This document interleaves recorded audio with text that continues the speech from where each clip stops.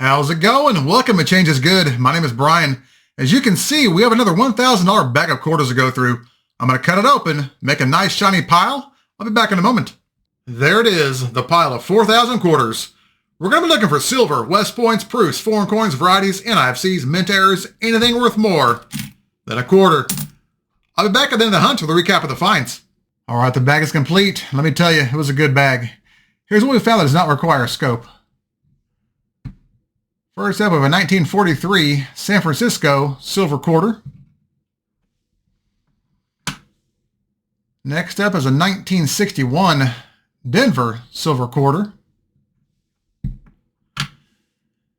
And lastly, a 1964 Denver silver quarter.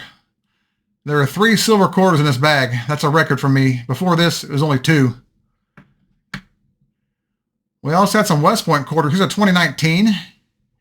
You can tell it's a 2019 with a lack of a V75 proof mark here on the left. This is a river no return. I don't find these very often. It's a good find. Now we have a 2020 West Point quarter. You can see that proof mark here on the left. This one's the American Samoa back quarter, the most common one that I find in my area. And last up, we had one NIFC, or not intended for circulation.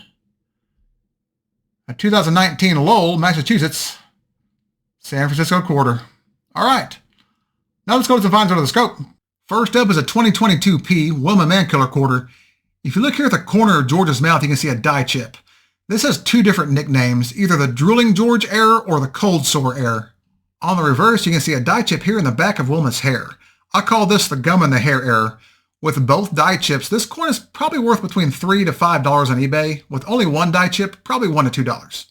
Here we have the reverse of a 1983 P.